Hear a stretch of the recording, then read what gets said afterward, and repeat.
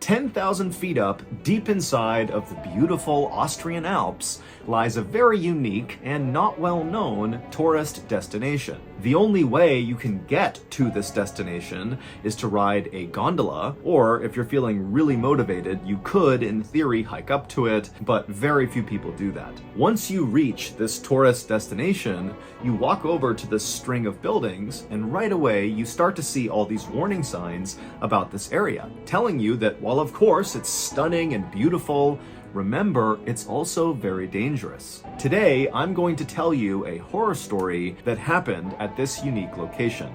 And make sure you stick around till the end, because there are actually two plot twists at the end of this story. The first one you might see coming, the second one you won't. But before we get into that story, if you're a fan of the strange, dark, and mysterious delivered in story format, then you've come to the right place, because that's all we do, and we upload once a week. So, if that's of interest to you, please go to the like button's big garage sale and proceed to haggle with them really aggressively over the prices of their most expensive items, to the point where they have to basically ignore their other customers just to deal with you. And then finally, when they relent and offer you a fair and decent price for these prized items, just say, "Nah, I'm actually not interested. I actually don't have any money," and then just leave. Also, please subscribe to our channel and turn on all notifications so you don't miss any of our weekly uploads. Okay, let's get into today's story.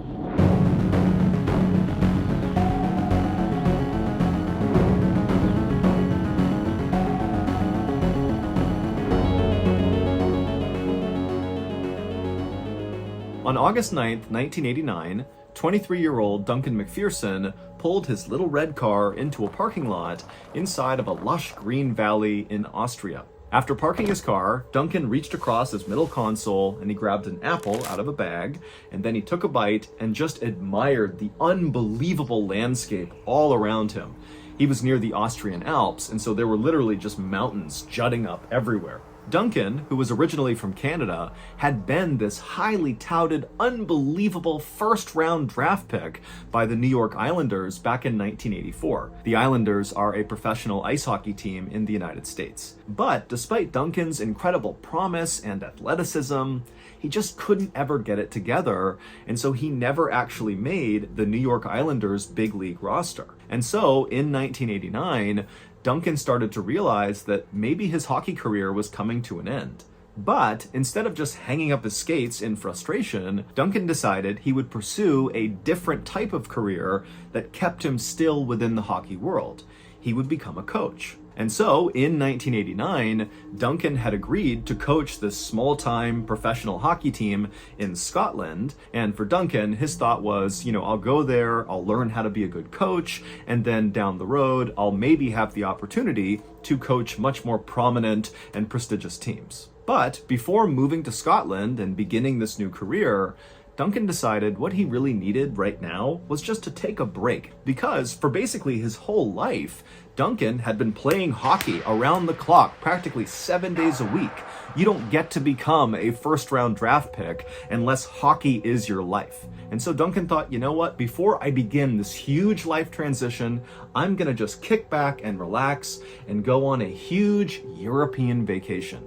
And one of the first stops of this vacation was going to be the Austrian Alps right in front of him. However, he wasn't just going to look at these incredible mountains, he was going to snowboard down them. Or more specifically, he was going to learn how to snowboard on these incredible mountains. And so Duncan finished eating his apple and then chucked the core into the bag, and then he hopped out of his car, shut the door, locked it, and then began walking across the parking lot towards the white gondola station. A gondola is like a ski lift, but much bigger. It's kind of like a small bus with lots of windows, and it's connected to a cable, and that cable, which is elevated off the ground, pulls you up and down mountains. Now, typically, people ride gondolas just for the incredible view of the mountain from up high. But some gondolas are actually in place to take people to specific locations in the mountain. And typically these locations are areas that are not accessible otherwise. You need a gondola to get there. And in Duncan's case, the gondola that he was about to hitch a ride on was of the latter variety. It carried passengers from the station near this parking lot high up into the Austrian Alps, up to about 10,000 feet of elevation, where there was another gondola station called the Eisgrot Mountain Station. And right next to the Eisgrot Mountain Gondola Station was a very unique ski resort called the Stubai Glacier. And overwhelmingly, this ski resort was the reason why people were taking this gondola. This ski resort was unique not only because it was very hard to get to, you basically had to take a gondola or hike up to it, but also because the actual slope that skiers and snowboarders would use at this resort was not just a snowy mountainside like virtually all other ski resorts around the world are. No, instead, the Stubai Glacier ski resort was a glacier. And so people were literally skiing and snowboarding on a glacier, hence the name. And a glacier, in simple terms, is just a huge swath of thick, permanently frozen ice. And so, in the warmer months, when other ski resorts around the world were not able to continue operations because there was no snow or it was too warm to make snow, the Stubai Glacier Ski Resort did not have that problem because in those warmer months, they could just drive their huge snowcat tractors with their big rakes behind them all over the slope, the glacier, and their rakes would basically chop up the top layer of the ice, turning it into powder for people to ski on, which allowed them to basically stay open every day of the year. And so Duncan, back down in the parking lot, he walked over to the gondola station, he bought his gondola ticket, and then he hitched a ride on the first gondola that swung through the station. And after a slow but beautiful ride up into the mountains, where all that lush greenery down below in the valley was replaced by jagged snow and ice up in the Alps, Duncan finally saw the Stubai Glacier Ski Resort and the glacier itself right behind it that stretched up to the top of the mountain. A few minutes later, the gondola Duncan was on arrived at the Eisgrot Mountain Gondola Station, and Duncan, along with the others inside of the gondola, hopped off, and then Duncan immediately walked over to the resort and headed into the equipment rental store. And after getting his snowboard and his boots and all the other equipment he would need, he headed right back outside to wait for his instructor to arrive. Duncan had previously purchased a lesson with an instructor at the resort. It was set for 11 a.m. And so Duncan, he's out there at the foot of this glacier, and right at 11, an instructor walks over and introduces himself, and Duncan and the instructor immediately start getting into the basics of snowboarding, how to put your boots into your bindings, how to use the edges of your board. And then for a little while, the instructor and Duncan didn't go up the glacier. Instead, they just kind of worked on some basics on the flat ground right there. And then after the instructor felt like Duncan was ready to go, they both walked over to the tow rope, which is a way to get to the top of the slope. There's a cable that kind of rotates from the top to the bottom of the mountain, and there are all these bars attached to the cable, and skiers and snowboarders grab the bar while standing on their snowboard or their skis, and they literally get pulled up the mountain. And so Duncan and the instructor grabbed onto the tow rope, they made their way to the top of the glacier, and from there they pushed over to the start of the run. And once they were there, the instructor strapped into his snowboard, and then Duncan strapped into his, and then they were off, very slowly making their way, kind of like a falling leaf pattern. Duncan was not just going straight down the mountain, he's a beginner, and so it's very slow, very controlled, and as they went down, the instructor's giving Duncan tips, how to stay more on his edge, how to slow down, how to speed up, and very quickly, the instructor saw that Duncan was so good at balancing, his legs were so strong, likely because he was a professional hockey player, and so the instructor was telling Duncan the whole time they're going down how unbelievably good he was doing for his first lesson. And so finally, after about an hour of very slowly making their way all the way down this glacier, they reached the bottom where they had first been doing some flat ground stuff, and when they got there, it had started to rain, and it was raining bad enough that lots of people on the mountain were abandoning the mountain and running inside of the resort to get out from under the rain. And so the instructor, he looked at his watch and he realized they were almost at 1 p.m., which was the end of their lesson. And he said to Duncan, I don't think we have time to go back up, plus it's raining. Duncan said he didn't care about the rain, but he also understood that, it wasn't ideal conditions. And so they decided that even though there was a few minutes left, they would just cancel the lesson right there, and they would actually just go inside and grab lunch together. And so they made their way out of the rain into the resort, and when they went inside the resort, the instructor noticed that Duncan's sweater, which was underneath his yellow rain jacket, was totally soaked. And so he offered to Duncan, hey, do you want to take your sweater off and I'll hang it up inside my office, and by the end of the day it should be dry.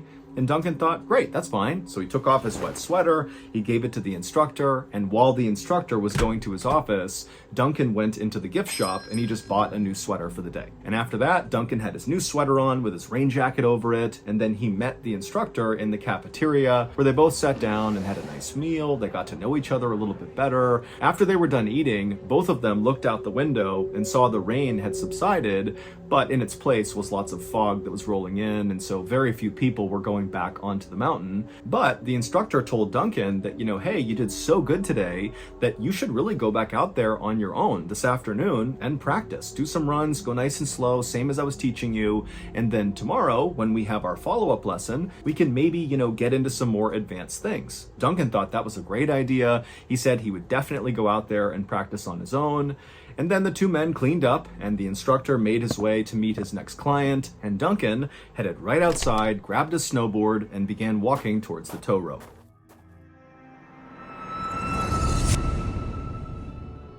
Last week, me and old Seagull Lung were wandering through Montreal when we turned onto this side street, and immediately we both stopped because right there in the middle of the road, laying unclaimed, was a fresh blue whale carcass. Now, Lung and I knew it was only a matter of time before somebody else came along, spotted this incredible treasure, and took it for themselves. And so without any hesitation, me and old Seagull Lung whipped out our portable meat smokers, and we got to work. And 99 hours later, our pockets were filled to the brim with glorious smoked street whale. However, when we tried to feed our smoked street whale to our friends and family at our annual summer barbecue, they took one bite and said, "This is kind of gross. What is this, smoked street whale?" And so, naturally, we were crushed by this, but luckily, we had a backup.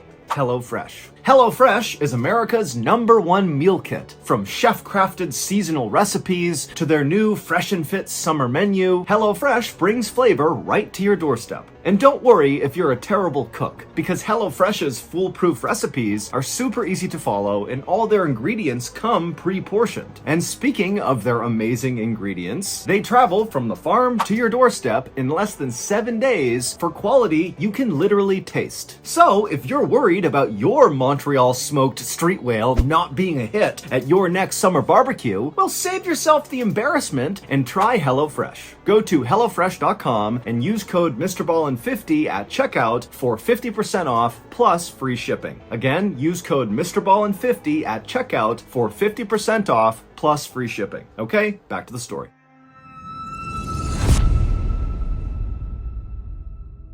The next morning, Duncan's snowboard instructor arrived a little bit early to work. And so after getting off the gondola, he made his way over to the resort and he grabbed a cup of coffee in the same cafeteria where he and Duncan had eaten the day before. And then after finishing that coffee, the instructor grabbed his snowboard and the rest of his gear and then headed outside to meet Duncan in the meeting spot they had both agreed on. But when it was time for the lesson to start, Duncan didn't show up. And so the instructor, for a second, thought, was there somewhere else we were going to meet? Did I get the time wrong? But he checked the time and he remembered the conversation he had with Duncan. They were going to meet at the foot of the tow rope and he was right there and Duncan wasn't. And so he thought, okay, maybe Duncan's running late.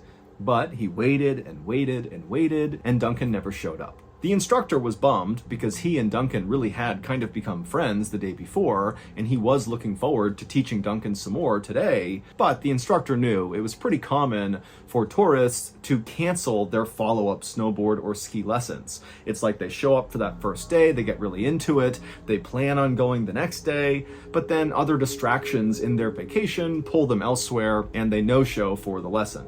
And so the instructor didn't take it personally. He just assumed that, Duncan had found something else to do that was more fun.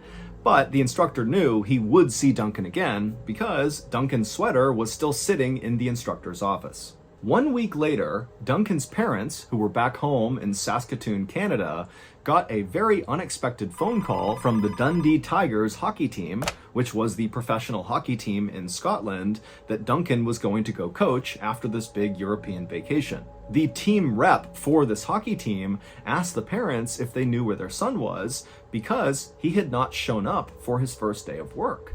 And Duncan's parents, they immediately were like, that doesn't make any sense. He was so excited about this job. This is a really big deal for him. He would never miss the first day. And so the parents told the team rep that they would try to get in touch with Duncan, and as soon as they did, they'd be in touch with the team, and the team rep said they would do the exact same thing for the parents. However, after this call, the parents quickly realized that trying to get in touch with their son was going to be nearly impossible. They knew Duncan had gone on this big European vacation, but they didn't have his itinerary. They didn't know what countries he was going to, in what order. They really only knew that he was really excited and he was just going to be on vacation. That was kind of it. And remember, this is 1989. They can't just call Duncan. There weren't cell phones. They didn't have the easy modern ways that we all communicate instantly. And so the parents are like, who do we even call? Where do we go? What do we do? And so ultimately, even though this felt kind of dramatic at the time, the parents decided to file a missing person report with Interpol, which is an organization that connects police across international lines. However, the parents quickly learned that this missing person report was not going to become a high priority item for any police anywhere in Europe, because their son was 23, he's healthy, he's strong, he's smart, he's of sound mind, and really all that had happened was Duncan had missed a single day of work on the back end of a huge vacation. So there's lots of reasons why that could have happened. Maybe he extended his vacation. Yeah, it's not professional, but it's totally possible. Or maybe he doesn't want to take the job after all. Or maybe he's just running late. I mean, there's a lot of very logical explanations for why Duncan didn't show up. And so, in short, the parents were told that if you want to find your son right now and not just wait for him to reappear, well, you better go looking yourself. And without hesitation, that's exactly what Duncan's parents did. They packed up a couple of suitcases and they headed to Europe to go find their son. Because to them, it felt like something was wrong here and there was no time to waste. But again, the parents have no idea where their son would have gone in Europe. And so they don't really have a good starting point. They don't know who to talk to. But they just began chasing down every single seemingly insignificant lead they came across. And as they traveled all over Europe, they hung up thousands and thousands of flyers that showed their son's face, said he was missing, and here's a number to call if you know where he is. But despite these efforts, the parents really got nowhere. That is, until about a month into their search, when still they have not found Duncan, they have no idea where he is, they've chased down all these leads, they've all dead-ended. And at this time, the parents convinced several news outlets around Europe to air a segment on their news about Duncan. And one of those missing person segments aired in Austria. And the news anchor in Austria, when they were doing this segment, they described the car that Duncan was almost definitely driving when he went missing.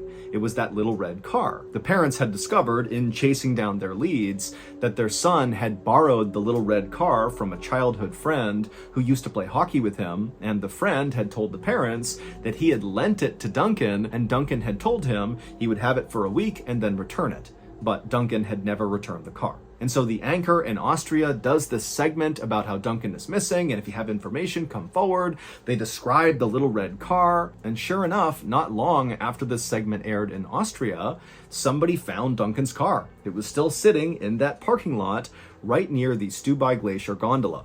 Immediately, when Duncan's parents heard about this, they flew to Austria and they met with police who brought them out to look at their son's car. They hadn't moved it. It was still just sitting where he had left it. And then also police showed the parents what they had found inside of the car, which included Duncan's passport, a letter to his girlfriend, where he talked about how excited he was to go to Scotland, and also a bag of rotten fruit. The police also told the parents that now, with the discovery of this vehicle, they were going to really lean into this missing person case to try to find their son, and that the next day they were going to launch this huge search of the area near where his car was to hopefully find Duncan.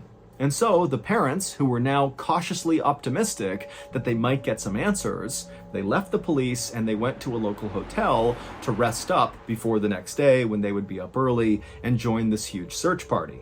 But when they got to that local hotel, they did what they always did everywhere they went in Europe. They began handing out all these missing person flyers with Duncan's face on them to everybody they saw in the lobby. They began hanging them up all over the hotel. And sure enough, just by completely random chance, they handed one of these flyers to Duncan's snowboard instructor. They handed it to him, he looked at it, and he did a double take, and he was like, I know him. And he explained how he taught Duncan how to snowboard, and then Duncan didn't show up the next day, and he just figured, okay, he blew it off to go do something else, but he'd come back for his sweater. But he never came back for his sweater, and he never heard from Duncan again. And so the parents, they have been searching all of Europe for a month, and they haven't talked to anybody who knew Duncan. They've gotten nowhere, and now they've just randomly stumbled on probably the last person to see Duncan before he went missing. And so they kept asking the instructor, give us more information. What was his attitude like? Was he stressed out? Was he scared? Was he worried about something? Where did he go? Give us anything. But the instructor really didn't have that much more information to offer. And so he tried to answer all their questions, but really just finally said, look, I'm sorry. All I know is after we ate lunch together on the 9th, Duncan said he was going to go out and do some practice runs, but I never actually saw him go up. I didn't see him come down. I just assumed he went up there and was kind of on his own for the day. And then, of course, the next day, I didn't see him and he never came back. And so I'm sorry. That's all I know. And so the parents finally said, thank you so much for the information. Please get in touch with us if you remember anything. And the instructor said he would. And then after that, the parents made their way to their room and they went to bed. The next morning, the parents got up early and they headed to that parking lot where Duncan's car was. And there were all these people, police officers and volunteers that were there to be a part of this big search party. And so after the parents explained to the leaders of the search party what the instructor had told them, that very likely their son had been up at the Stubai Glacier ski resort when he went missing, the entire search party quickly hopped on gondolas and made their way up there. And all day, this search party combed this glacier up and down. They walked all around to the backside of this mountain. They rappelled down cliffs and they hiked all over this entire segment of the mountain, but nobody found anything that gave away where Duncan had gone. And the next day, it was the same story. Huge search party looking everywhere, expanding the search, not just Stubai Glacier, but basically all over this entire swath of mountain range. But still, they found nothing. And so at the end of this second day, the authorities went up to Duncan's parents and they told them that unfortunately, we can't continue this search. We're calling it off. But Duncan's parents, they didn't call off the search. They continued searching for another 14 years. And over that time frame, they went back to Stubai Glacier over and over and over again. They searched it up and down. They knew all the staff members. They knew all the nooks and crannies of the entire place, but they never found any sign of their son. Fast forward to July of 2003, so 14 years after Duncan had gone missing. And a Stubai Glacier ski resort employee was riding the tow rope towards the top of the mountain when they noticed there was a bright yellow piece of trash right in the middle of the slope. And so the employee rode the tow rope just a little bit higher, and then he let go and skied down to this yellow thing. He reached down and he began pulling on this piece of yellow, and suddenly he stopped. And absolutely horrified, he realized this was not trash. While no one knows for sure what happened to Duncan, here is the leading theory that Duncan's family and authorities, for the most part, agree on. Back on August 9th, 1989, after having lunch with his snowboard instructor, Duncan was feeling motivated to go back out and take some practice runs. And so he headed outside, he looked up at the glacier, there's all this fog rolling in, but it's not raining, and so nobody's on the slope, and so it's perfect for a beginner. He's gonna have this place to himself. And so he grabs his board, he makes his way over to the tow rope, he straps in, he grabs onto a bar, and he makes his way to the top.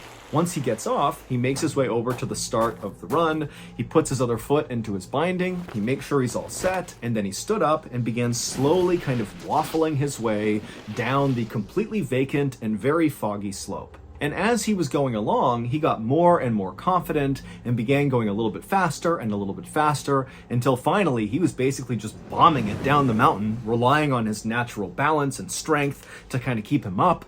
And then all of a sudden, he caught an edge and flipped forward and smashed into the ground. And when he did, he broke his leg.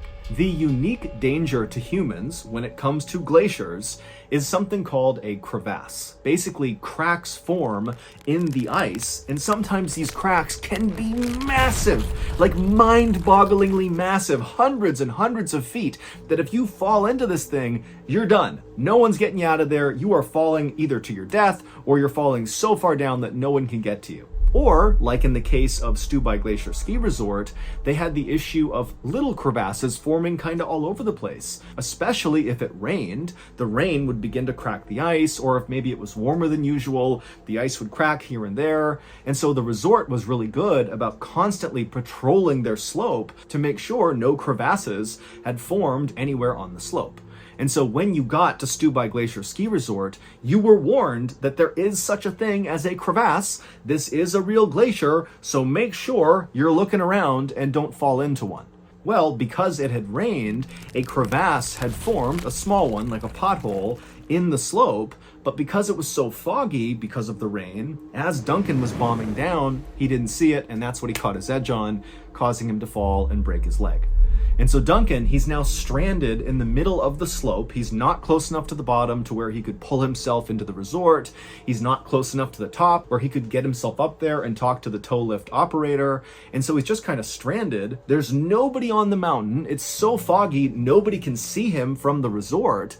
And so he's just stuck in agonizing pain, wondering what he's supposed to do. At the same time this was happening, another ski resort employee was climbing into one of those big snowcat tractors at the top of the glacier. These tractors were what the resort used to chop the top layer of ice and turn it into snow. And because it had rained that day, a lot of the snow had melted, and so this employee needed to basically go over the entire slope from top to bottom and grind up the ice and make some new snow. And so the employee hopped in the cab of this tractor, shut the door, turned on the engine, turned on the back rake, which in your head, picture a long stretch of metal dragging behind this tractor that had rotating blades that cut into the snow as it moved along. And so this employee, after turning on the rake and making sure everything worked, they drove the snowcat and the rake onto the start of the downward slope, and they began crisscrossing back and forth across the entire slope, turning it all into fresh snow.